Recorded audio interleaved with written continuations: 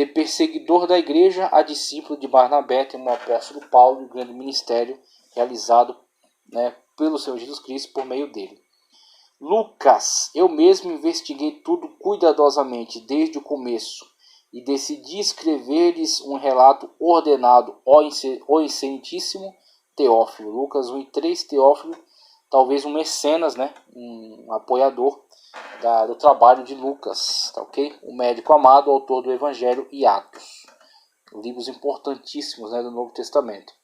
E o autor desconhecido, irmãos, peço-lhes que suportem a minha palavra de exortação.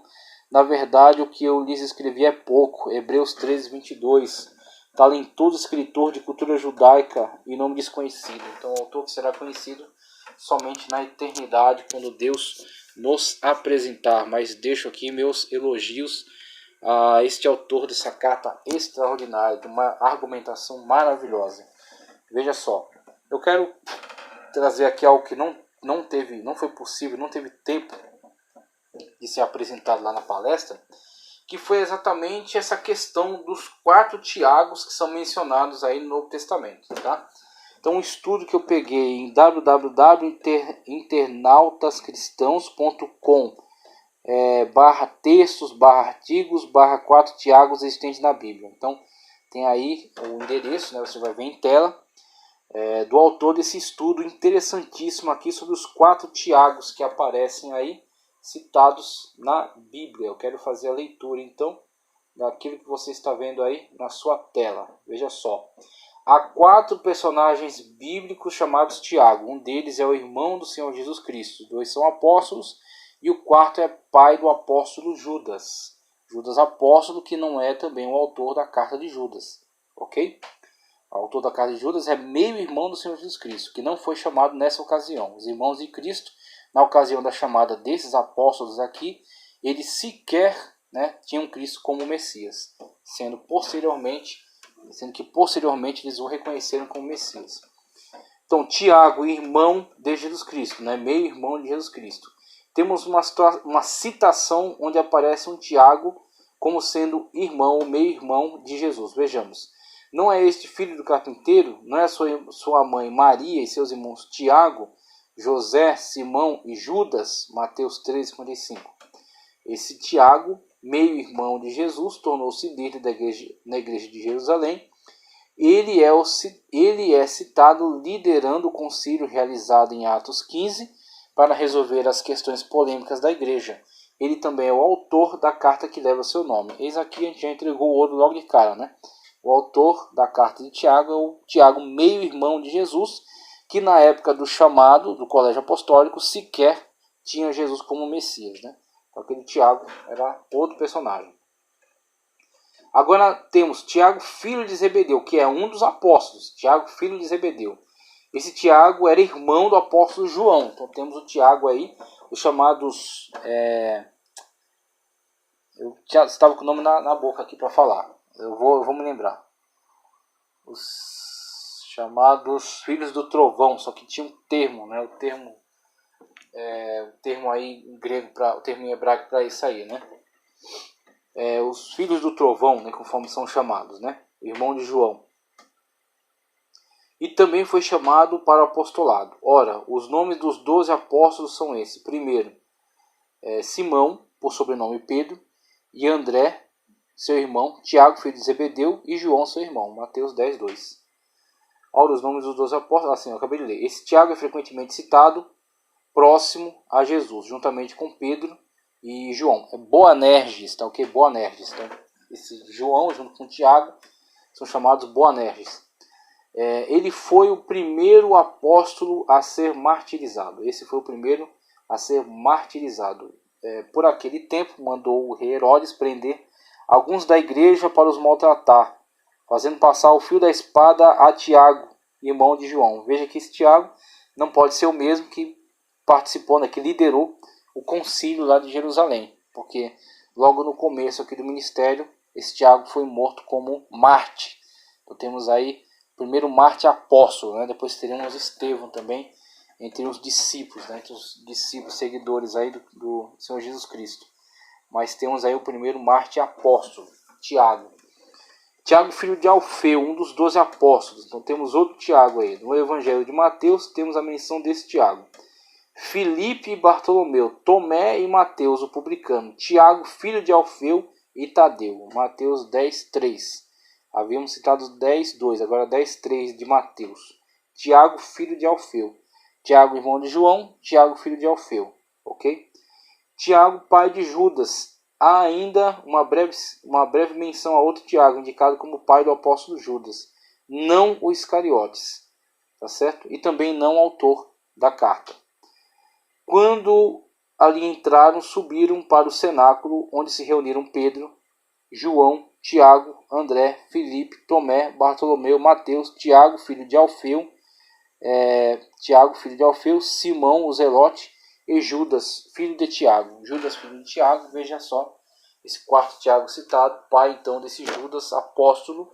O outro Tiago, o irmão de João, tá certo?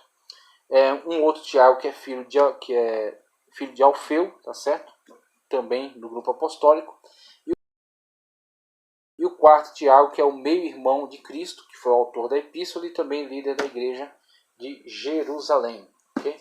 Partimos agora para o próximo quadro, que diz o seguinte: epístolas para igrejas.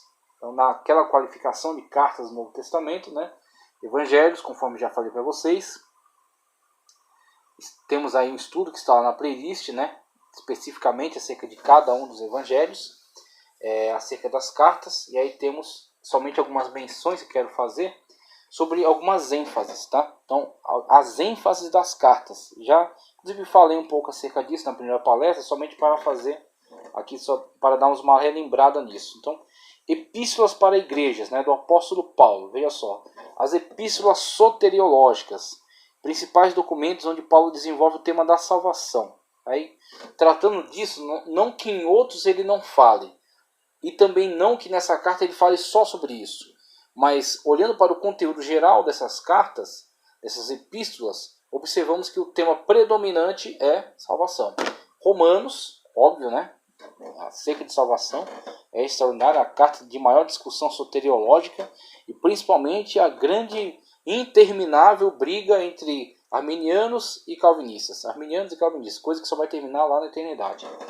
Mas é útil quando é educado e quando é respeitoso, né? Então pode ser algo que acrescente, né, a nossa vida. Romanos, olha só uma citação: pois com o coração se crê para a justiça e com a boca se confessa para a salvação. Quem primeiro vem confissão, depois, uma vez a confissão sendo em aceitação a Cristo, é salvação. Somente para alfinetar um pouco aí. 1 e 2 de Coríntios, pois ele diz: eu o ouvi no tempo favorável e o socorri no dia da salvação. Digo-lhes que agora é o tempo favorável, agora é o dia da salvação. Segunda carta de Paulo aos Coríntios, capítulo 6, versículo 2, tema da salvação também.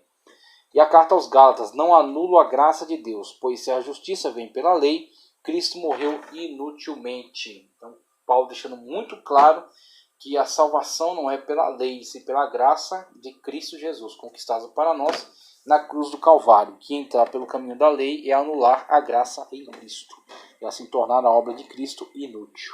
Veja como é grave, veja como é sério isso, né? As ênfases agora das cartas de Paulo aos Efésios, Colossenses, Filipenses e Filemon. São cartas escritas pelo apóstolo Paulo da prisão. São as chamadas epístolas da prisão. Ok? O apóstolo encontrava-se preso em Roma. Na carta aos Efésios encontramos então: pelo qual sou embaixador, preso em correntes. Paulo deixando muito claro o seu estado e mostrando não ter vergonha disso, porque tudo isso era por amor a Cristo Jesus. Preso em correntes, orem para que, permanecendo nele, eu fale com coragem, como me cumpre fazer. Carta de Paulo aos Efésios, capítulo 6, versículo 20. Capítulo 6, versículo 20 aí da carta de Paulo aos Efésios. Colossenses, ao mesmo tempo orem também por nós, para que Deus abra uma porta para a nossa mensagem, a fim de que possamos proclamar o mistério de Cristo, pelo qual estou preso. Carta de Paulo aos Colossenses, capítulo 4, versículo 3. Paulo novamente declarando, né, que está preso por causa da obra de Cristo, né, para ser fiel a Cristo Jesus. Filipenses, aqueles pregam a Cristo por ambição egoísta. Aqueles pregam a Cristo por ambição egoísta, sem sinceridade, pensando que me podem causar sofrimento enquanto estou preso. Filipenses 1,17, Paulo compartilhando com os irmãos aí as suas lutas, né, seu sofrimento com aqueles que são falsos pregadores, falsos irmãos. A carta de Paulo, né, a epístola de Paulo a Filemon, apelo em favor de meu filho Onésimo, que gerei enquanto estava preso. Onésimo, que era um escravo fugido de Filemon, encontra-se com Paulo na prisão, converte-se, né, e agora Paulo escreve essa carta a Filemon, né, acerca desse Onésimo, esse seu escravo fugido, e compartilhando com Filemon, né, dessa fé, e interpondo-se, né, como um interlocutor de Onésimo em relação a essa questão, trazendo então solução desse problema, porque Onésimo estaria então condenado à morte se não fosse a intervenção do apóstolo Paulo.